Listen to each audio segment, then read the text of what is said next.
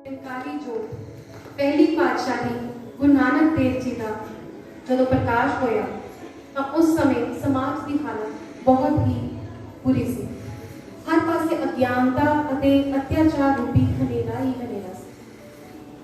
मैं समूह जीसीजी परिवार वालों साडे अज दे मुख मेहमान साबका प्रिंसीपल श्रीमती जसवीर कौर जी का, बहुत ही सत्कारत प्रोफैसर रजिंदर कौर जी का ਅਤੇ ਸਾਡੇ ਹਰਮਨ ਪਿਆਰੇ प्रोफैसर जगमोहन शर्मा जी का स्वागत करती हाँ।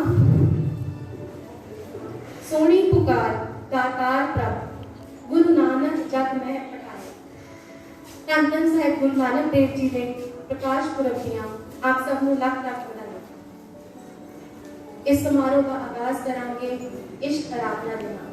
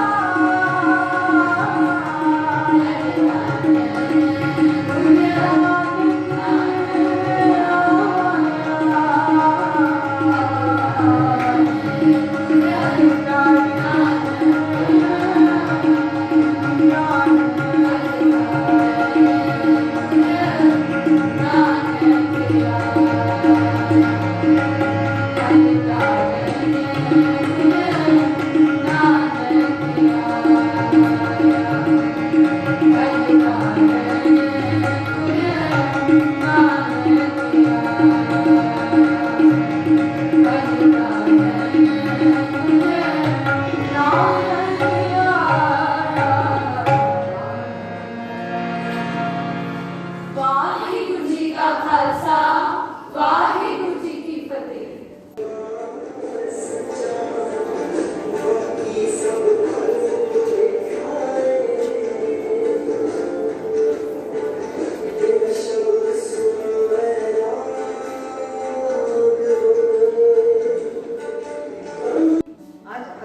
ਸਾਰੇ श्री गुरु नानक देव जी के प्रकाश पुरब मनाने एकत्रित हुए हाँ।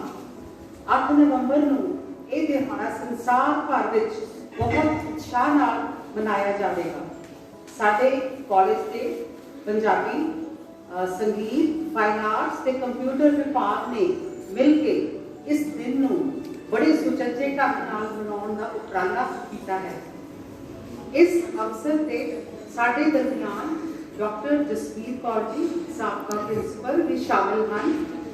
मैडम ने बहुत लंबे समय तक इस कॉलेज विखे बतौर प्रोफेसर पंजाबी अपनी सेवावां निभाइयां हैं। सानूं दस रहे सी 27 ईयर्स मैडम ने इस कॉलेज काम किया है। विद्यार्थियों विच ये बहुत हरमन प्यारे रहे हैं। मैं इन्हां दी बहुत आभारी हाँ कि सेहत ना ठीक होने के बावजूद भी मैडम ने साडा सदा कबूल किया। मैडम चंगे अध्यापक होने के नाल चंगे वक्ता भी ने। अज सानू इस मौके ते श्री गुरु नानक देव जी अते उन्हां दी पवित्र बाणी ते चानना पाउणगे। इन्हां दे नाल madam Rajinder Kaur ji retired associate professor music विभाग GCG पटियाला भी साडे मेहमान हैं।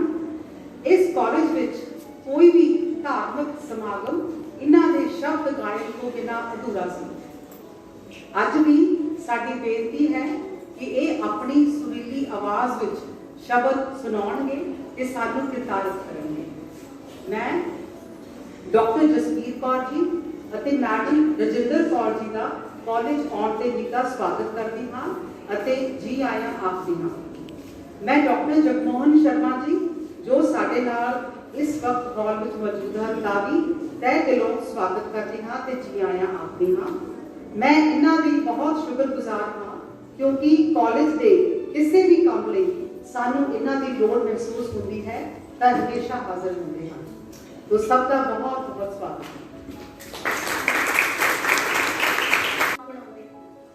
जिस तरह साडे अज दे मुख मेहमान जिन्हां ते ये पंक्तियां बिल्कुल सही ढुकदियां हैं। मैं राहां ते नहीं तुरदा, मैं तुरदा ते राह बनदे। ये तपदी हुई रेत दसदी है कि राह ठीक है मेरा। तपदी रेत ते ठरते दिल मेरे सच का गवाह बनदे। सदा दियांगी मंच से साबका प्रिंसिपल डॉक्टर जसबीर कौर जी नूं कि वो सानूं गुरु नानक देव जी के जीवन अते सिੱਖਿਆ बारे जानकारी। सरकारी कॉलेज लड़कियां पटियाला दे हॉल विच विराजमान कॉलेज के प्रिंसीपल चरणजीत कौर जी अते समूह स्टाफ मैंबर्स जिहड़े मेरे नाल बड़ा समा इस संस्था विच अपनी बड़ी खूबसूरत सेवा देते रहे हैं। उन्हां सारियां लई पहुंचण ते इस सबब ते इकट्ठे होण ते सोहने विद्यार्थी जो इस तरह की सोच रख के इन्हां गल्लां दे वल रुझान रख रहे हैं उन्हां दी इस हाज़री लई मैं दाते अगे बहुत बहुत शुक्र करती हाँ अते अपने आप को बहुत बड़ा धन्यवादी महसूस करती हाँ कि अज मैं तुहाडे विच मुड़ आन हाजिर हुई हाँ। मेरे प्यारे विद्यार्थियों इस संस्था मेरे लिए मेरे रोम रोम रग रग जरे जरे कड़े कड़े विच बसी हुई है क्योंकि मैं बड़ा लंबा अरसा इस कॉलेज दीयां हवावां नूं इस कॉलेज दीयां रोशनियां नूं इस कॉलेज के पूर्व विद्यार्थियों नूं पढ़ाया है। पढ़ाया ही नहीं उन्हां तों सिੱਖਿਆ है और एक चंगा सिखार्थी बन के मुड़ उन्हां विच बड़ा फ्रेंडली विचर के बहुत कुछ पाया जिसके लिए हमेशा मैं इस संस्था से नाज करती रहती हाँ। जब 2009 के विच एक कॉलेज में लैक्चर तो मैं प्रमोट होकर बतौर प्रिंसिपल गई मैनू बहुत सारे साथियों ने घरेलू कारणों करके समझाने की कोशिश की कि तेरे 3 बेटियां ने जिम्मेवारियां, तू ये बाहर जाने का संकल्प, प्रिंसिपलशिप लैन का संकल्प ना धारण कर। पर मैं खिड़े मत्थे स्वीकारदे होया अपनी मंजिल वल वधदे होया बहुत दाते का शुक्र किया। मैनू लगा कि मैं अपने वड वडेरिया के सुपने भी पूरे करन जा रही हाँ। मैं अपने आप को अज तुहाडे विच मौजूद महसूस करके, मौजूद पाके बड़ा वडभागी महसूस कर रही हाँ। प्यारे विद्यार्थियों, जिस मकसद लिए मैं तुहाडे रूबरू हो जा रही हाँ, आने वाली 8 नवंबर नूं साडे जगत गुरु साहिब श्री गुरु नानक साहब जी का पवित्र प्रकाश दिहाड़ा है, जिसनूं दुनिया भर विच इन्ने सच्चे सुच्चे हिरदे नाल मनाया जाता है। क्यों मनाया जाता है? क्योंकि जगत गुरु सन, वो सब दे सांझे गुरु सन। वो किसी भी भेदभाव, ऊंच नीच, किसी भी धर्म, किसी भी नस्ल दी विभाजना नहीं सी करते, वंड नहीं सी करते। वो सारी मनुखता नूं एक लड़ी विच पाउंदे सी। उन्हां वास्ते सब धर्मां दे लोग इक्को जाए, सब धर्मां दे लोग एक बराबर सन, जिस करके उन्हां नूं जगत गुरु दे नाम नाल रुतबे नाल सन्मानिया जांदा रहा है। मेरे प्यारे विद्यार्थियों, अज दा ये जिहड़ा साडा विशा है, ये है तो बहुत घट लोगों को पसंद आने वाला, क्योंकि अज के बहुत तेज रफ्तार के युग विच कोई भी इंसान इस रुझान वाल ज़्यादा आ नहीं रहा। पर फिर भी किते किते ये चीज़ जिथे बसी हुई है, वो बड़े बड़े भागी लोग हैं। मैं तुहानूं अज श्री गुरु नानक साहब जी के कुछ एक वड्डे वड्डे जिहड़े पहलू ने उन्हां दी देन दे उन्हां बारे दस्सण जा रही हाँ। बहुत ही प्यारे विद्यार्थियों, जगत गुरु नानक साहब सिख धर्म के बानी हैं। उन्होंने 3 उपदेश, सब तो पहला किरत करो, नाम जपो, वंड की शक्ति। किरत करने का मतलब है हथी काम करना, मेहनत करनी, हत्थां नाल कारगुजारी करनी, वेले ना रहना, निकम्मे ना बनना, दलिद्री ना बनना, एक सबक सी। जिस तरह साहिब श्री गुरु नानक साहब ने आप अपनी उम्र के खिले दिनों में किरत की, खेतीबाड़ी की, खेतों को सिंजिया, खेतों को वाया, बीज बोया, एक चंगा उपदेश दिता। ये एक किरत करने का बहुत बड़ा एक सानू सबक सिखाया, बहुत ही बड़ा एक लैसन है, सबक है। जेकर तुसीं किरत करते हो तो परमात्मा की कीर्ति कर सकते हो।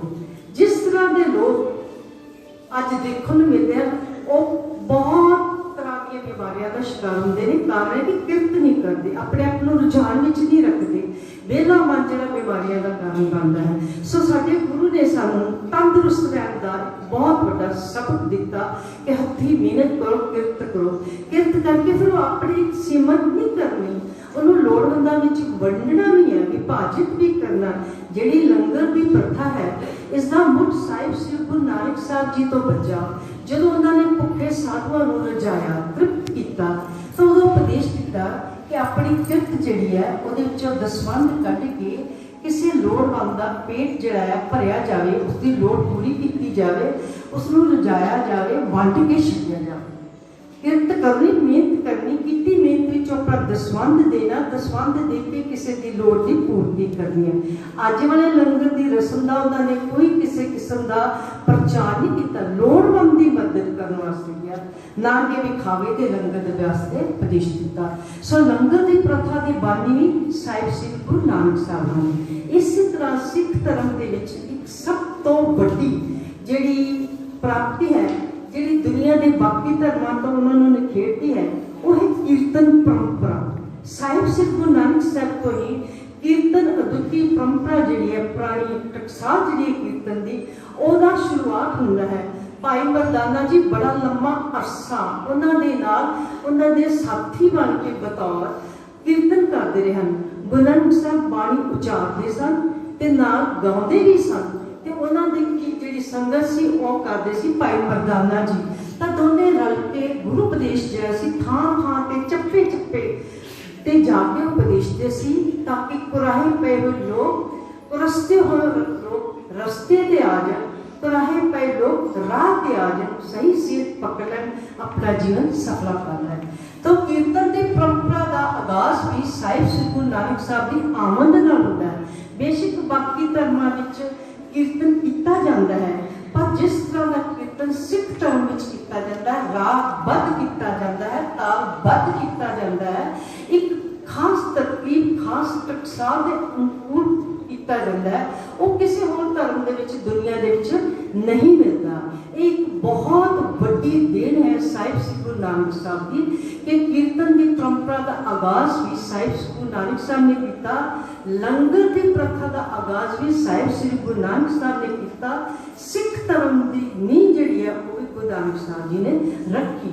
तो गुरु नानक साहब एक बहुत बड़े मार्गदर्शक होए हैं, ਜਿਹੜੇ एक फिलासफर होए ने, दर्शन चिंतन ਦੀਆਂ ਗੱਲਾਂ ਕਰਦੇ ਰਹੇ ਹਨ, ਜਿਨ੍ਹਾਂ ਨੇ ਫਲਸਫਾ ਦਿੱਤਾ ਹੈ जिसनों अज की साइंस कहती है कि धन साहिब श्री गुरु नानक साहब जिन्होंने अज तो 554 साल पहला ये गल्लां कर दित्तियां। जदों तुसीं जपजी साहिब की बाणी पढ़ते हो तो उहदे विच ये वर्णन लगता है कि एको कवाओ तिसते होए लख दरियाओ, इक्को बारी कुया परमात्मा, इक्को बारी धुन निकली तो सारी सृष्टि की साजना हो गई कि दरिया बन गए, पहाड़ बन गए, पृथ्वी बन गई, पानी आ गया। और इसी तरह परमात्मा के हुक्म दे विच रजा दे विच ये सारा सिमट जाता है। ये कभी आ जाती है धरती, कभी सिमट जाती है। इस गल अज साइंस मान रही है।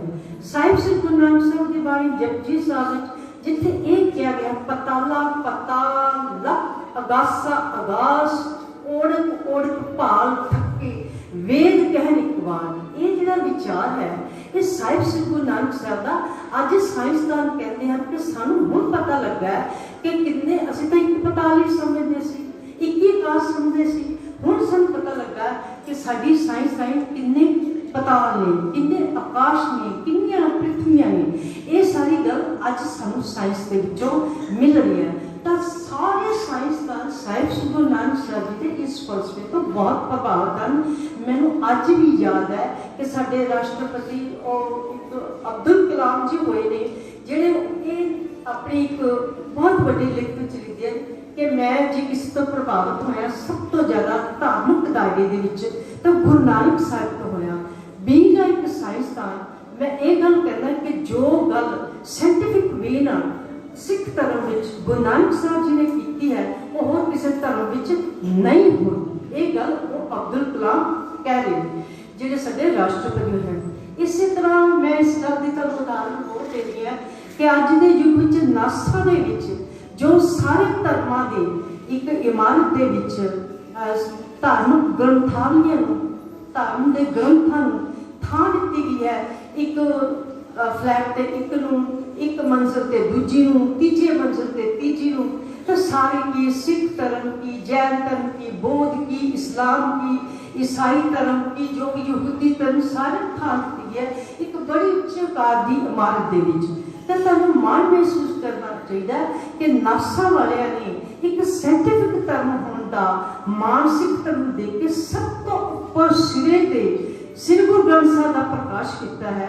तो सिक्खी का जिहड़ा एक बूटा है उसकी एक तरह होर जिहड़ी प्रफुल्लति की है, वाधा किया है कि जे कोई साइंटिफिक धर्म है तो वह किहड़ा धर्म है? सिख धर्म है, जिहदे विच सिख फिलासफी दे विच साइंस दी गल्लां कीतियां गईयां हन, जिहदे विच कई कोट कई ब्रह्मांड कई साहिब श्री गुरु नानक साहब ने जिवें गल की गई इसी तरह गुरु गोबिंद सिंह जी कहते जब कर कर करतारा प्रजा तब तब दे अपारा जब अकर करत हूँ कबू तब मैं मिल दे दर सकूँ।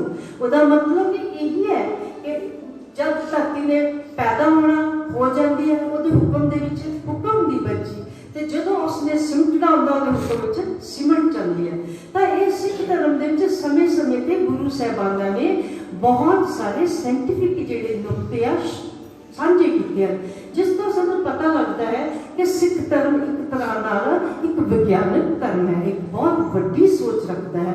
ये मैं कोई बाकी धर्मां की तुलना किसी दी करके ये दसना नहीं चाहती कि बाकी मेरे वास्ते कोई थां नहीं रखते, मेरे लिए सब धर्म बहुत सत्कारक हैं, पर जो विशेषतावां सिख धर्म दी केवल मैं तुहाडे नाल सांझियां करनी है। मेरा मकसद सिर्फ इन्ना है, मैं गुरु नानक साहब ਨੂੰ ਇੱਕ ਬਹੁਤ ਵੱਡਾ ਫਿਲਾਸਫਰ ਮੰਨਦੀ ਹਾਂ, ਬਹੁਤ ਵੱਡਾ ਦਰਸ਼ਕ, ਬਹੁਤ ਤਕੜਾ ਚਿੰਤਕ ਮੰਨਦੀ ਹਾਂ ਕਿ ਜਿਨ੍ਹਾਂ ਦੀ ਸੋਚ ਇੰਨੀ ਵੱਡਮੁੱਲੀ ਹੈ, ਇੰਨੀ ਉਚੇਰੀ ਹੈ ਕਿ ਇੱਕ ਗੁਰੂ ਜਿਹੜਾ ਹੈ, ਧਾਰਮਿਕ ਗੁਰੂ ਜਿਹੜਾ ਹੈ, ਉਹ ਆਉਣ ਵਾਲੇ ਸਮੇਂ ਦੀਆਂ ਤੇ ਅਤੀਤ ਦੀਆਂ ਗੱਲਾਂ ਕਰਦਾ। ਉਹ ਜਦੋਂ ਕਹਿੰਦੇ ਨਾ ਅਰਬਦ ਅਰਬਦ ਨਰਬਦ ਧੰਦੂਕਾਰਾ, ਉੱਥੇ ਕੀ ਹੈ ਕਿ ਅਰਬਾਂ ਖਰਬਾਂ ਸਾਲ ਪਹਿਲਾਂ ਕੇਵਲ ਧੁੰਦ ਹੀ ਧੁੰਦ ਸੀ, ਕੋਈ ਪਸਾਰਾ ਨਹੀਂ ਸੀ, ਕੁਝ ਵਿਜ਼ੀਬਲ ਨਹੀਂ ਸੀ, ਸਦਾਤਾ ਸੀ। ਇਹ ਸਾਰੀ ਬਾਣੀ, ਇਹ ਦੱਖਣੀ ਓਂਕਾਰ ਦੀ ਬਾਣੀ ਹੈ, ਗੁਰੂ ਨਾਨਕ ਸਾਹਿਬ ਦੀ ਬਾਣੀ ਹੈ।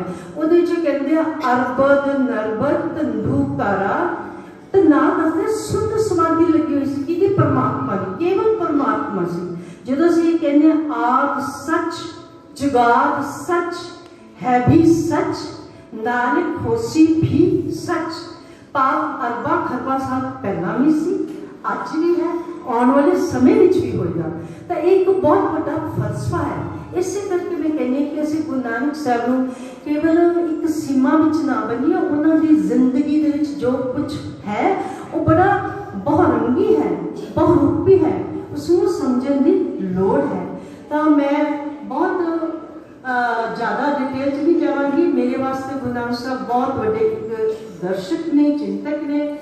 ਜਦੋਂ ਬਹੁਤ ਵਧੀਆ ਗੱਲਾਂ ਕਰਦੇ ਨੇ ਧਰਮ ਦੇ ਨਾਲ ਨਾਲ ਸਾਇੰਸ ਦੀਆਂ, ਅੱਖਾਂ ਉੱਪਰ ਜਾਂਦੀਆਂ ਹਨ। ਇਸੇ ਤਰ੍ਹਾਂ ਮੈਂ ਗੁਰੂ ਨਾਨਕ ਸਾਹਿਬ ਦਾ ਇੱਕ ਸਾਹਿਤਕਾਰ ਦੇ ਤੌਰ ਤੇ ਤੁਹਾਡੇ ਨਾਲ ਸਾਂਝਾ ਕਰਦੀ ਹਾਂ। ਬਹੁਤ ਸਾਰੀ ਬਾਣੀ ਗੁਰੂ ਨਾਨਕ ਸਾਹਿਬ ਨੇ ਸਾਹਿਬ ਸ੍ਰੀ ਗੁਰੂ ਗ੍ਰੰਥ ਸਾਹਿਬ ਵਿੱਚ ਰਚੀ ਹੈ, ਜਿਹਦੀ ਰਾਗਬੱਧ ਹੈ, ਔਰ ਜਿਹੜੀ ਹੈ ਇੰਨੀ ਪੂਜਨੀਕ ਹੈ ਕਿ ਜਿਹਦੇ ਵਿੱਚ ਇੰਨੇ ਤਕੜੇ ਉਪਦੇਸ਼ ਦਿੱਤੇ ਗਏ ਹਨ ਇੱਕ ਸਮਾਜ ਸੁਧਾਰਕ ਦੇ ਤੌਰ ਤੇ ਗੁਰੂ ਨਾਨਕ ਸਾਹਿਬ ਵੱਲੋਂ। ਜਦੋਂ ਗੁਰੂ ਨਾਨਕ ਸਾਹਿਬ ਇਹ ਕਹਿੰਦੇ ਆ, ਭੰਡ ਜੰਮੀਏ ਭੰਡ ਲੀਨੀਏ, ਭੰਡ ਮੰਗਣ ਵਿਆਹੋ, ਭੰਡੋ ਹੋਵੇ ਦੋਸਤੀ, ਭੰਡੋ ਚੱਲੇ ਰਾਹੋ, ਭੰਡ ਮੁਆਵਾ ਭਾਂਡੀਏ, ਭੰਡ ਹੋਵੇ ਬੰਧਾਨ, ਸੋ ਕਿਉਂ ਬੰਧਾਈਏ ਜਿਤ ਜੰਮੇ ਰਾਜਾ। ਉਹ ਤੁਹਾਡੇ ਸਾਡੇ ਵਰਗਿਆਂ ਦੀ ਗੱਲ ਕਰਦੇ ਨੇ, ਉਹ ਇਸਤਰੀ ਜਾਤ ਦੀ ਗੱਲ ਕਰਦੇ ਨੇ। ਉਸ ਜ਼ਮਾਨੇ ਵਿੱਚ ਜਦੋਂ ਔਰਤ ਨੂੰ ਇੱਕ ਯਸ਼ ਦਾ ਸਾਧਨ ਮੰਨਿਆ ਜਾਂਦਾ ਸੀ, ਇੱਕ ਬਹੁਤ ਜ਼ਿਆਦਾ ਉਹਨੂੰ ਜਿਹੜੇ ਨਾਥ ਜੋਗੀ ਸੀ ਉਹਨੂੰ ਬਾਬਰ ਕਹਿੰਦੇ ਸੀ, ਬਘਿਆੜ ਨਹੀਂ ਕਹਿੰਦੇ ਸੀ। ਜਦੋਂ ਉਸ ਸਮੇਂ ਦੇ ਵਿੱਚ ਗੁਰੂ ਨਾਨਕ ਸਾਹਿਬ ਤੋਂ ਪਹਿਲਾਂ ਜਿਹੜੇ ਔਰਤ ਤੇ ਉਹਨਾਂ ਨੇ ਆਪਣੀ ਆਵਾਜ਼ ਬੁਲੰਦ ਕਰਦਿਆਂ ਇਹ ਕਿਹਾ ਕਿ ਦੁਨੀਆ ਵਾਲਿਓ ਸਮਝਣ ਦੀ ਕੋਸ਼ਿਸ਼ ਕਰੋ, ਇਹ ਜਨਨੀ ਹੈ, ਇਹ ਸਾਰੀ ਸ੍ਰਿਸ਼ਟੀ ਦੀ ਸਿਰਜਕ ਹੈ, ਤੁਸੀਂ ਇਸ ਦਾ ਕਿੰਨਾ ਅਨਿਆਏ ਕਰਦੇ ਹੋ। ਇਹ ਸਮਾਜ ਸੁਧਾਰਕ ਦਾ ਰੂਪ ਹੈ। ਇਸੇ ਤਰ੍ਹਾਂ ਧਰਮ ਦੇ ਖੇਤਰ ਵਿੱਚ ਪਖੰਡ ਦਾ ਉਹਨਾਂ ਨੇ ਬਹੁਤ ਵਿਰੋਧ ਕੀਤਾ। ਜਿੱਥੇ ਚਾਹੇ ਉਹ ਇਸਲਾਮ ਧਰਮ ਹੈ, ਜਿੱਥੇ ਹਿੰਦੂ ਧਰਮ ਹੈ, ਕੋਈ ਵੀ ਧਰਮ ਹੈ ਜਿੱਥੇ ਬਹੁਤ ਜ਼ਿਆਦਾ ਪਖੰਡ ਹੈ, ਸੱਚਾਈ ਤੋਂ ਪਰੇ ਹੈ, ਉੱਥੇ ਉਹਨਾਂ ਨੂੰ ਉਪਦੇਸ਼ਿਆ, ਉੱਥੇ ਜਾ ਕੇ ਉਪਦੇਸ਼ਿਆ। ਤੁਸੀਂ ਦੇਖੋ ਜਿੱਥੇ ਆਰਤੀ ਸਹੀ ਮਾਇਨਿਆਂ ਵਿੱਚ ਨਹੀਂ ਸੀ ਹੋ ਰਹੀ, ਉੱਥੇ ਜਾ ਕੇ ਜਗਨਨਾਥਪੁਰੀ ਦੇ ਵਿੱਚ ਉਹਨਾਂ ਨੇ ਸਹੀ ਢੰਗ ਨਾਲ ਆਰਤੀ ਦਾ ਉਪਦੇਸ਼ ਦਿੱਤਾ। ਇਸੇ ਤਰ੍ਹਾਂ ਉਹ ਕਿੱਥੇ ਗਏ ਨੇ? ਈਰਾਨ ਦੇ ਵਿੱਚ, ਮੱਕੇ ਮਦੀਨੇ ਵਿੱਚ ਗਏ ਨੇ। ਉੱਥੇ ਕਾਜ਼ੀਆਂ ਨੂੰ ਜਿਹੜਾ ਈਸਾਈ ਧਰਮ ਦੇ ਮਾਫ ਕਰਨਾ ਇਸਲਾਮ ਧਰਮ ਦੇ ਵਿੱਚ ਜਿਹੜੀ ਨਮਾਜ਼ ਪੜ੍ਹੀ ਜਾਂਦੀ ਸੀ, ਉੱਥੇ ਉਪਦੇਸ਼ ਦਿੱਤਾ ਕਿ ਭਾਈ ਕਹਿਣ ਨੂੰ ਤਾਂ ਤੁਸੀਂ ਨਮਾਜ਼ ਪੜ੍ਹ ਰਹੇ ਸੀ, ਪਰ ਤੁਸੀਂ ਵਿੱਚੋਂ ਤਾਂ ਖਰੀਦ ਘੋੜੇ ਰਹੇ ਸੀ, ਮਨ ਤਾਂ ਤੁਹਾਡੇ ਘੋੜੇ ਖਰੀਦਦਾ ਪਿਆ ਸੀ, ਪਰ ਤੁਸੀਂ ਨਮਾਜ਼ ਰਹੇ ਸੀ। ਤਾਂ ਸਮਾਜ ਸੁਧਾਰ ਵੀ ਉਹਨਾਂ ਨੇ ਇਹ ਨਹੀਂ ਕੀਤਾ ਕਿ ਲੋਕ ਉਹਨਾਂ ਕੋਲ ਚੱਲ ਕੇ ਆਪ ਪੈਰੀ ਚੱਲ ਕੇ ਉਹਨਾਂ ਤੱਕ ਪਹੁੰਚੇ, ਤਾਂ ਕਿ ਉਹਨਾਂ ਦੀ ਜਿਹੜੀ ਸੋਚ ਹੈ ਉਸਨੂੰ ਬਦਲ ਕੇ ਆਪਣੇ ਆਪ ਨੂੰ ਤੇ ਸਮਾਜ ਨੂੰ ਇੱਕ ਸੇਧ ਦੇ ਸਕੇ। ਇਸੇ ਤਰ੍ਹਾਂ ਮੈਂ ਜੋ ਹੋਸਟ ਮਹਿਸੂਸ ਕਰਦੀ ਗੁਰੂ ਨਾਨਕ ਸਾਹਿਬ ਨੂੰ ਸਮਾਜ ਸੁਧਾਰਕ ਦੇ ਤੌਰ ਤੇ, ਉਹਨਾਂ ਨੇ ਜਿਨ੍ਹਾਂ ਦੇ ਲਈ ਕੀਤਾ ਉਹਨਾਂ ਵਾਸਤੇ ਕਦੀ ਵੀ ਆਪਣੇ ਆਪ ਨੂੰ ਧੰਨਵਾਦ ਦੇ ਪਾਤਰ ਨਹੀਂ ਬਣਾਇਆ। ਉਹਨਾਂ ਨੇ ਨਿਮਾਣੀ ਹੋ ਕੇ ਆਪਣੇ ਆਪ ਨੂੰ ਬਹੁਤ ਇੱਕ ਤੁੱਛ ਜੀਵ ਸਮਝ ਕੇ ਉਪਦੇਸ਼ ਦਿੱਤਾ ਤੇ ਕਦੀ ਅਹਿਸਾਸ ਨਹੀਂ ਹੋਣ ਦਿੱਤਾ ਕਿ ਮੈਂ ਤਾਂ ਬੜਾ ਗਿਆਨ ਵੇਤਾ ਹਾਂ ਜਾਂ ਬੜਾ ਗਿਆਨੀ ਹਾਂ। ਇਸ ਭਾਵਨਾ ਦਾ ਉਹਨਾਂ ਨੇ ਕਦੀ ਵੀ ਇਜ਼ਹਾਰ ਨਹੀਂ ਕੀਤਾ। ਤਾਂ ਮੇਰਾ ਕਹਿਣ ਦਾ ਮਤਲਬ ਹੈ ਕਿ ਬਹੁਤ ਤਕੜੇ ਗੁਰੂ ਨਾਨਕ ਸਾਹਿਬ ਸਮਾਜ ਸੁਧਾਰਕ ਸੀਗੇ, ਜਿਨ੍ਹਾਂ ਨੇ ਸਮੇਂ ਸਮੇਂ ਤੇ ਆਪਣੇ ਆਪ ਨੂੰ ਹਰ ਤਰ੍ਹਾਂ ਨਾਲ ਰੁਝਾਈ ਰੱਖਿਆ, ਆਪਣੀ ਜਿਹੜੀ ਗ੍ਰਸਤੀ ਉਹ ਵੀ ਨਿਭਾਈ, ਬਾਲ ਬੱਚੇ ਵੀ ਪੈਦਾ ਕੀਤੇ, ਔਰ ਉਹਨਾਂ ਦੀ ਗ੍ਰਸਤੀ ਦੇ ਵਿੱਚ ਉਹਨਾਂ ਨੇ ਕਿਰਤ ਵੀ ਕੀਤੀ। ਇਸੇ ਤਰ੍ਹਾਂ ਉਹਨਾਂ ਦਾ ਫਰਜ਼ ਜੋ ਬਣਦਾ ਸੀ ਗੁਰੂ ਦੇ ਨਾਤੇ, ਮਾਰਗਦਰਸ਼ਕ ਦੇ ਨਾਤੇ, ਸਮਾਜ ਸੁਧਾਰਕ ਦੇ ਤੌਰ ਤੇ ਉਹ ਵੀ ਉਹਨਾਂ ਨੇ ਸੋਹਣਾ ਨਿਭਾਇਆ। ਜਿਸ ਦਾ ਕਿ ਮੈਨੂੰ ਬਹੁਤ ਵੱਡਾ ਇੱਕ ਪਹਿਲੂ ਲੱਗਦਾ ਹੈ ਕਿ ਕਈ ਗੁਰੂ ਕੇਵਲ ਧਾਰਮਿਕ ਉਪਦੇਸ਼ ਹੀ ਕਰਦੇ ਹਨ, ਸਮਾਜ ਸੁਧਾਰਕ ਕਹਿੰਦੇ ਨਹੀਂ ਹੁੰਦੇ, ਜਾਂ ਉਹ ਸਾਇੰਟੀਫਿਕ ਜਿਹੜੀ ਸੋਚ ਨਹੀਂ ਰੱਖਦੇ। ਇਸੇ ਤਰ੍ਹਾਂ ਗੁਰੂ ਨਾਨਕ ਸਾਹਿਬ ਨੇ ਜਿਵੇਂ ਔਰਤ ਦੇ ਹੱਕ ਵਿੱਚ ਗੱਲ ਕੀਤੀ, ਪਖੰਡ ਦਾ ਵਿਰੋਧ ਕੀਤਾ, ਇਸੇ ਤਰ੍ਹਾਂ ਉਹਨਾਂ ਨੇ ਹੋਰ ਦੇਖੋ ਜਿੱਥੇ ਜਿੱਥੇ ਸੁਧਾਰ ਦੀ ਲੋੜ ਸੀ ਗੁਰੂ ਨਾਨਕ ਸਾਹਿਬ ਆਪ ਚੱਲ ਕੇ ਗਏ। ਸੱਜਣ ਠੱਗ ਦੀ ਨਗਰੀ ਵਿੱਚ ਆਪ ਗਏ, ਮੱਕੇ ਮਦੀਨੇ ਆਪ ਗਏ। ਇਸੇ ਤਰ੍ਹਾਂ ਤੁਸੀਂ ਦੇਖੋ ਬਲੀ ਕੰਧਾਰੀ ਨੂੰ ਉਪਦੇਸ਼ ਦੇਣ ਲਈ ਉਹਦੇ ਕੋਲ ਪਹੁੰਚੇ। ਇਹ ਜਿਹੜੀ ਸੋਚ ਹੈ ਨਿਮਾਣੇ ਹੋ ਕੇ ਉਹਦੇ ਕੋਲ ਜਾਣਾ ਔਰ ਉਹਦੀ ਸੋਚ ਨੂੰ ਬਦਲਣਾ ਔਰ ਬਦਲ ਕੇ ਉਸ ਨੂੰ ਸਹੀ ਮਾਰਗ ਤੇ ਲਾਉਣਾ ਬਹੁਤ ਵੱਡਾ ਇੱਕ ਪਰ ਉਪਕਾਰ ਹੈ, ਲੋਕ ਕਲਿਆਣ ਹੈ ਜਿਹੜਾ ਸਾਹਿਬ ਸ੍ਰੀ ਗੁਰੂ ਨਾਨਕ ਸਾਹਿਬ ਨੇ ਕੀਤਾ। ਮੇਰੇ ਵਾਸਤੇ ਗੁਰੂ ਨਾਨਕ ਸਾਹਿਬ ਇੱਕ ਬਹੁਤ ਤਕੜੇ ਸਮਾਜ ਸੁਧਾਰਕ ਹਨ। ਇਸ ਤੋਂ ਬਿਨਾਂ ਜਿਹੜੇ ਉਹਨਾਂ ਦੇ 3 ਉਪਦੇਸ਼ ਹਨ ਕਿ ਕਿਰਤ ਕਰੋ, ਮੈਂ ਕਹਿੰਦੀ ਕਿਰਤ ਕਰਨ ਵਾਲਾ ਕੀਰਤੀ ਕਰ ਸਕਦਾ। ਕੀਰਤੀ ਕੀ ਹੈ? ਪਰਮਾਤਮਾ ਦੀ ਉਸਤਤ ਸਹੀ ਮਾਇਨਿਆਂ ਦੇ ਵਿੱਚ। ਜਿਹੜੇ ਲੋਕ ਮਿਹਨਤੀ ਹੁੰਦੇ ਨੇ ਉਹ ਤਨੋਂ ਮਨੋਂ ਧਨੋਂ ਸਭ ਕੁਝ ਆਪਣਾ ਜਿਹੜਾ ਹੈ ਇੰਨਾ ਵਾਜਬ ਆਪਣੇ ਕੋਲ ਰੱਖਦੇ ਹਨ ਤੇ ਬਾਕੀ ਦਾ ਜਿਹੜਾ ਲੋੜਵੰਦਾਂ ਦੀ ਮਦਦ ਵਾਸਤੇ ਦਿੰਦੇ ਹਨ। ਇਹ ਦੇਖਿਆ ਗਿਆ ਹੈ। ਇਸ ਕਰਕੇ ਜਿਹੜੇ ਉਪਦੇਸ਼ ਨੇ ਬੜੇ ਪੱਲੇ ਬੰਨਣ ਵਾਲੇ ਨੇ। ਨਾਮ ਜਪਣਾ ਚਾਹੀਦਾ, ਜਿਵੇਂ ਦੇ ਤੱਕ ਤੁਹਾਡੀ ਸੁਰਤੀ ਬਿਰਤੀ ਜੁੜਦੀ ਨਹੀਂ ਹੋਣੀ ਦੇ ਤੱਕ ਤੁਹਾਡਾ ਨਾਮ ਜਪਿਆ ਵੀ ਕਿਸੇ ਅਰਥ ਵਿੱਚ ਨਹੀਂ ਆਉਂਦਾ। ਨਾਮ ਦੇ ਨਾਲ ਮਨ ਨੂੰ ਜੋੜਨਾ ਹੈ ਕਿ ਜੋ ਗੁਰੂ ਦੇ ਉਪਦੇਸ਼ ਨੇ ਜੇ ਉਹਨਾਂ ਨੂੰ ਸੁਣਿਆ ਉਹਨਾਂ ਨੂੰ ਮੰਨਣ ਵੀ ਕਰਨਾ ਹੈ, ਉਹਨਾਂ ਨੂੰ ਮੰਨ ਕੇ ਉਹਨਾਂ ਤੇ ਚੱਲਣਾ ਵੀ ਹੈ। ਕੇਵਲ ਇਹ ਨਹੀਂ ਕਿ ਅਸੀਂ ਧਾਰਮਿਕ ਸਥਾਨਾਂ ਤੇ ਚਲੇ ਗਏ ਜਾਂ ਪਰਿਕਰਮਾ ਕਰ ਰਹੇ ਜਾਂ ਕੋਈ ਸੇਵਾ ਭਾਵ ਦੇ ਚ ਰੁਮਾਲੇ ਚੜਾਏ, ਇਹ ਇੱਥੋਂ ਤੱਕ ਸੀਮਤ ਧਰਮ ਨਹੀਂ ਹੈ। ਧਰਮ ਬਹੁਤ ਅੱਗੇ ਹੈ, ਇਹਦੀਆਂ ਬੜੀਆਂ ਪੌੜੀਆਂ। ਜੋ ਅਧਿਆਤਮਕਤਾ ਸਿੱਖੀ ਦੇ ਵਿੱਚ ਹੈ ਉਹ ਇੱਕ ਪੌੜੀ ਦੀ ਤਰ੍ਹਾਂ ਹੈ। ਇੱਕ ਸਟੈਪ ਤੋਂ ਬਾਅਦ ਦੂਜਾ ਸਟੈਪ, ਦੂਜੇ ਸਟੈਪ ਬਾਅਦ ਤੀਜਾ ਸਟੈਪ, ਕਦਮ ਦਰ ਕਦਮ ਅੱਗੇ ਜਾਣਾ ਜਾਂਦਾ ਹੈ। ਸੋ ਮੇਰਾ ਕਹਿਣ ਦਾ ਮਤਲਬ ਹੈ ਕਿ ਬਹੁਤ ਜ਼ਿਆਦਾ ਇਹ ਸਿੱਖ ਧਰਮ ਦਾ ਫਲਸਫਾ ਵਿਰਾਟ ਹੈ, ਵੱਡਾ ਹੈ, ਵਿਸਤਾਰ ਹੈ। ਇਸ ਨੂੰ ਸਮਝਣ ਵਾਸਤੇ ਕਈ ਜਨਮ ਲੱਗ ਸਕਦੇ ਹਨ। ਅਸੀਂ ਥੋੜ੍ਹੇ ਚਿਰ ਵਾਸਤੇ ਇਕੱਠੇ ਹੋ ਕੇ ਮੈਂ ਬੋਲ ਜਾਵਾਂ, ਤੁਸੀਂ ਸੁਣ ਲਓ ਜਾਂ ਤੁਸੀਂ ਸੁਣ ਕੇ ਮਨ ਵਿੱਚ ਵਸਾ ਵੀ ਲਓ। ਇੰਨੀ ਵੱਡੀ ਜਿਹੜੀ ਗੱਲ ਹੈ ਇੰਨੇ ਛੋਟੇ ਸਮੇਂ ਦੇ ਵਿੱਚ ਨਹੀਂ ਸਿਮਟ ਸਕਦੀ। ਕਈ ਜਨਮ ਲੈ ਕੇ ਅਸੀਂ ਗੁਰੂਆਂ ਦੇ ਜੀਵਨ ਨੂੰ ਨਹੀਂ ਸਮਝ ਸਕਦੇ, ਗੁਰੂਆਂ ਦੇ ਫਲਸਫੇ ਨੂੰ ਨਹੀਂ ਸਮਝ ਸਕਦੇ, ਉਹਨਾਂ ਦੀਆਂ ਦੇਣਾ ਦੀ ਕਦਰ ਨਹੀਂ ਪਾ ਸਕਦੇ ਜਿੰਨੀ ਦੇਰ ਤੱਕ ਅਸੀਂ ਸਹੀ ਅਰਥਾਂ ਦੇ ਵਿੱਚ ਸਮੇਂ ਦਾ ਸਦ ਉਪਯੋਗ ਕਰਕੇ ਉਸ ਨੂੰ ਇਸਤੇਮਾਲ ਨਹੀਂ ਕਰਦੇ। ਅਸੀਂ ਸਾਰੇ ਰਲ ਕੇ ਜੇ ਚੰਗੇ ਰਸਤੇ ਤੇ ਚੱਲਣਾ, ਰਾਹ ਤੇ ਚੱਲਣਾ ਤੇ ਸਾਨੂੰ ਆਪਣੀ ਸੋਚ ਨੂੰ ਵੀ ਚੰਗਾ ਬਣਾਉਣਾ ਪਏਗਾ। ਚੰਗਾ ਸੋਚ ਬਣਾਉਣ ਵਾਸਤੇ ਇਹ ਸੰਸਥਾਵਾਂ ਕਾਫੀ ਵਧੀਆ ਰੋਲ ਅਦਾ ਕਰਦੀਆਂ ਹਨ। ਪਰ ਤੁਸੀਂ ਦੇਖੋ ਜਿਸ ਯੁੱਗ ਵਿੱਚ ਇਹੋ ਜਿਹੀਆਂ ਸੰਸਥਾਵਾਂ ਨਹੀਂ ਸਨ, ਇਹੋ ਜਿਹੀਆਂ ਸਹੂਲਤਾਂ ਨਹੀਂ ਸਨ, ਉਸ ਵੇਲੇ ਕੇਵਲ ਮਦਰਸੇ, ਕੇਵਲ ਪਾਠਸ਼ਾਲਾਵਾਂ, ਕੇਵਲ ਧਾਰਮਿਕ ਸਥਾਨਾਂ ਵਿੱਚ ਵਿਦਿਆ ਦਿੱਤੀ ਜਾਂਦੀ ਸੀ। ਤੇ ਧੰਨ ਉਹ ਫਿਲਾਸਫਰ ਸੀਗੇ, ਧੰਨ ਉਹ ਗੁਰੂਜਨ ਸੀਗੇ ਜਿਨ੍ਹਾਂ ਨੇ ਬਿਨਾਂ ਕਿਸੇ ਸਕੂਲਾਂ ਤੋਂ, ਬਿਨਾਂ ਇਹਨਾਂ ਵਿਸ਼ਵ ਵਿਦਿਆਲਿਆਂ ਤੋਂ, ਯੂਨੀਵਰਸਿਟੀ ਕਾਲਜਿਸ ਤੋਂ ਬਿਨਾਂ ਐਡੀ ਵੱਡੀ ਸੋਚ ਰੱਖੀ ਤੇ ਸੰਸਾਰ ਦੇ ਕਲਿਆਣ ਵਾਸਤੇ ਬਹੁਤ ਤਕੜੇ ਉਪਦੇਸ਼ ਦਿੱਤੇ। ਲੋੜ ਹੈ ਅੱਜ ਯੁੱਗ ਦੇ ਵਿੱਚ ਉਹਨਾਂ ਉਪਦੇਸ਼ਾਂ ਤੇ ਚੱਲਣ ਦੀ, ਉਹਨਾਂ ਉਪਦੇਸ਼ਾਂ ਨੂੰ ਸਮਝਣ ਦੀ ਤੇ ਸਮਝਾਉਣ ਦੀ। ਮੈਂ ਬਹੁਤਾ ਸਮਾਂ ਤੁਹਾਡਾ ਨਾਮ ਲੈਂਦੀ ਹੋਈ ਇੰਨੀਆਂ ਹੀ ਗੱਲਾਂ ਨਾਲ ਆਪਣੇ ਵਿਚਾਰਾਂ ਨੂੰ ਸਮੇਟ ਰਹੀ ਹਾਂ। ਮੇਰੇ ਵੱਲੋਂ ਅੱਜ ਦਾ ਦਿਨ ਬਹੁਤ ਮੇਰੇ ਲਈ ਵਡਭਾਗਾ ਹੈ ਕਿ ਮੇਰੇ ਵਿਦਿਆਰਥੀ ਮੇਰੇ ਰੂਬਰੂ ਬੈਠੇ ਆ। ਜਦੋਂ ਮੈਂ ਇਸ ਸੰਸਥਾ ਵਿੱਚ ਪੜ੍ਹਾਉਂਦੀ ਹੁੰਦੀ ਸੀ ਤਾਂ ਅਕਸਰ ਮੇਰਾ ਨਾਮ ਪਾਇਆ ਸੀ ਵਿਦਿਆਰਥੀ ਨੇ ਹਾਲ ਵਾਲੇ ਮੈਡਮ, ਕਿਉਂਕਿ ਮੇਰੀਆਂ ਬਹੁਤੀਆਂ ਕਲਾਸਾਂ ਇਸ ਹਾਲ 'ਚ ਹੀ ਲੱਗਦੀਆਂ ਸੀ ਤਾਂ ਮੇਰਾ ਨਾਮ ਹੀ ਹਾਲ ਵਾਲੇ ਮੈਡਮ ਰੱਖਿਆ ਗਿਆ ਸੀ। ਅੱਜ ਉਸੇ ਹਾਲ ਵਿੱਚ ਮੁੜ ਆਪਣੇ ਆਪ ਨੂੰ ਖੜਾ ਮਹਿਸੂਸ ਕਰਕੇ ਬਹੁਤ ਫਖਰ ਮਹਿਸੂਸ ਕਰ ਰਹੀ ਹਾਂ। ਬੜੀ ਅਤੀਤ ਦੀ ਜਿਹੜੀ ਯਾਦ ਹੈ ਉਹ ਆਪਣੇ ਮਨ ਵਿੱਚ ਤਾਜ਼ਾ ਕਰਨੀ ਹੈ। ਇਹ ਮੇਰੇ ਵਾਸਤੇ ਬਹੁਤ ਵੱਡਾ ਸਬਬ ਹੈ ਕਿ ਤੁਹਾਨੂੰ ਮਿਲ ਰਹੀ ਹਾਂ। ਬਹੁਤ ਧੰਨਵਾਦ ਸੰਸਥਾ ਦਾ, ਬਹੁਤ ਧੰਨਵਾਦ ਪਿਆਰੇ ਵਿਦਿਆਰਥੀਆਂ ਦਾ ਜਿਨ੍ਹਾਂ ਨੇ ਇਸ ਪੁਰਬ ਨੂੰ ਮਨਾਉਣ ਵਾਸਤੇ ਆਪਣੀਆਂ ਹਾਜ਼ਰੀਆਂ ਲਾਈਆਂ। ਬਹੁਤ ਧੰਨਵਾਦ ਕਾਲਜ ਪ੍ਰਿੰਸੀਪਲ ਸਟਾਫ ਦਾ, ਹੋਰ ਪ੍ਰਬੰਧਕਾਂ ਦਾ ਜਿਨ੍ਹਾਂ ਨੇ ਅੱਜ ਇਹ ਕਾਰਗੁਜ਼ਾਰੀ ਕੀਤੀ ਹੈ, ਇਹਨੂੰ ਸਫਲ ਬਣਾਉਣ ਵਿੱਚ ਆਪਣਾ ਹਿੱਸਾ ਪਾਇਆ ਹੈ। ਬਹੁਤ ਬਹੁਤ ਧੰਨਵਾਦ। ਬਹੁਤ ਇਸ਼ਾਮਾ ਸ਼ੁਭ ਇਸ ਕਾਲਜ ਦੇ ਵਿਦਿਆਰਥੀਆਂ ਨੂੰ ਬਹੁਤ ਵਧਾਈਆਂ। ਸਾਹਿਬ ਸ੍ਰੀ ਗੁਰੂ ਨਾਨਕ ਸਾਹਿਬ ਦੇ ਪ੍ਰਕਾਸ਼ ਪੁਰਬ ਦੀਆਂ ਬਹੁਤ ਖੁਸ਼ੀਆਂ। ਖੇੜੇ ਦਾਤਾ ਇਸ ਸੰਸਥਾ ਨੂੰ ਦੇਵੇ।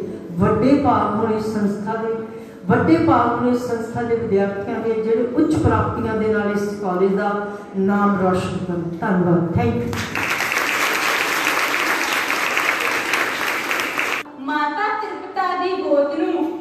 करके नानक नूर दा कदों प्रकाश होया।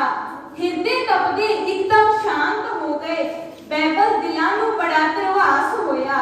भैन नानकी नानक नूं टके अंदरों कहंदी कच विच वीर अवतार आया। नूरी मुख ते छां दी आड़ हेठां फनीर सप भी करन दीदार आया। वीर पईयां दा भोजन छकाउण वाला भुखे भाणियां दा मददगार आया। तेरा तेरा ही मुखों उचार के ते ओता तेरा सी करन प्रचार आया। लाके जल समाधि फिर विच बेणी नानक पहुंचे सन सच्चे दरबार अंदर। ना को हिंदू ना मुसलमान इत्थे रब्बी जो दे हर नर नार अंदर। अंदरों उठी जो भूख ओ भूख बनके गूंज उठी फिर सारे संसार अंदर। मलक भागो दी चुक गई नजर हैसी जद खून कूड़ियां चो लालो लाल तकिया। सज्जन ठग नूं ठगियां भुल गईयां नूरी चेहरे ते जदों जलाल तकिया। शरदा नाल बाबर सिजदा आन कीता जेल विच जद लोकां दे नाल तकिया। छलनी छलनी होई मनुखता दी बदल आए सन आप तकदीर सतगुर। मानव एकता प्रेम प्यार वाली जिउंदी जागदी सन तस्वीर सतगुर। सहज सुभाही पते दी गल करदे सदा रह के गहर गंभीर सतगुर। सदा रह के गहर गंभीर सतगुर। धन्यवाद। When his own woman dies, he seeks another woman, the woman he is bound. So why call her bound? From her kings are born. So क्यों मंदा आखिए जित जन्मे राजान। Guru Nanak Dev Ji was one of the most important religious figures to have contributed to work in the field of women empowerment in India. Guruji appealed to his followers to respect women and to treat them as their equal. He said a man is always bound to women and that without women there would be no creation on earth. He also restored the faith in God by saying that the Creator is deeply involved in what a man is trying to achieve on the earth. While most of the major religions, including the sects of Hinduism and Buddhism, advocated monasticism in order to achieve salvation, Guru Nanak Dev Ji came up with a religion that supported the lifestyle of an average householder. Most importantly, he also taught his followers the methods to attain salvation while leading a normal life within the society. He, in fact, stressed on the importance of leading while staying with your own family members. Not only did he teach his ideas, but also serve as a living example. Guru Nanak Dev Ji was not only a holy guru. Guru Nanak Dev Ji not only contributed to the well-being of the society but gave various philosophies about the outer space. In the age of no telescope and astrological evidence, he gave the distance to the moon as stated in his Janam Sakhi. He stated that the moon was 52,000 yojans or 23,6,363 miles from the earth. He also stated that there are universes after universes, galaxies after galaxies, and even more spheres which our Hubble telescope has not observed yet. Hence, we can say that Guru Nanak Dev Ji was not only a holy guru but a philosopher and an evolutionist who brought light to the modern world from dark night of material ignorance. Thank you and have a nice day.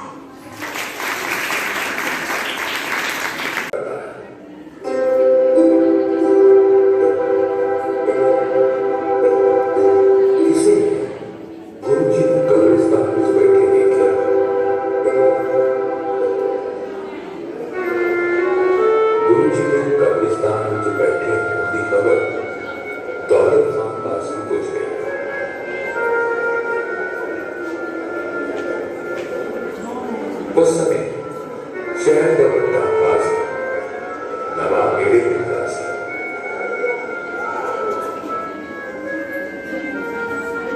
नवाब ने उस उठा लिया ਅਤੇ ਗੁਰੂ ਜੀ ਪਾਸ ਕਬਰਿਸਤਾਨ ਵਿੱਚ ਪੁੱਜ ਗਏ।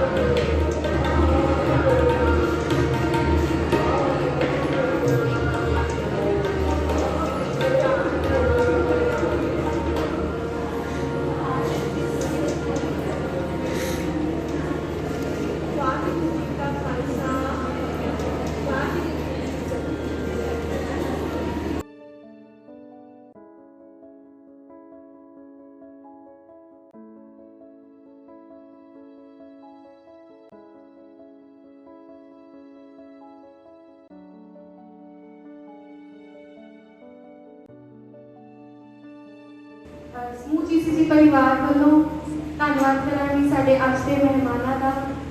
ਸਾਡੇ ਖਾਸ ਮਹਿਮਾਨ ਪ੍ਰੋਫੈਸਰ ਰਜਿੰਦਰ ਕੌਰ ਜੀ ਅਤੇ ਪ੍ਰੋਫੈਸਰ ਜਗਮੋਹਨ ਸ਼ਰਮਾ ਜੀ ਦਾ, ਮੀਡੀਆ ਤੋਂ ਆਏ ਸਾਰੇ ਮੈਂਬਰਸ ਉਹਨਾਂ ਦਾ, ਅਤੇ ਸਾਡੇ ਪਿਆਰੇ ਸਟੂਡੈਂਟਸ ਦਾ ਜਿਨ੍ਹਾਂ ਨੇ ਅੱਜ ਦੇ ਇਸ ਪ੍ਰੋਗਰਾਮ ਦੇ ਵਿੱਚ ਗੁਰੂ ਨਾਨਕ ਦੇਵ ਜੀ ਦੀ ਜੀਵਨ ਬਾਰੇ, ਉਹਨਾਂ ਦੀਆਂ ਸਿੱਖਿਆਵਾਂ ਬਾਰੇ ਸੁਣ ਕੇ ਆਪਣਾ ਜੀਵਨ ਸ਼ਾਇਦ ਸਫਲ ਬਣਾਇਆ ਹੋਏਗਾ।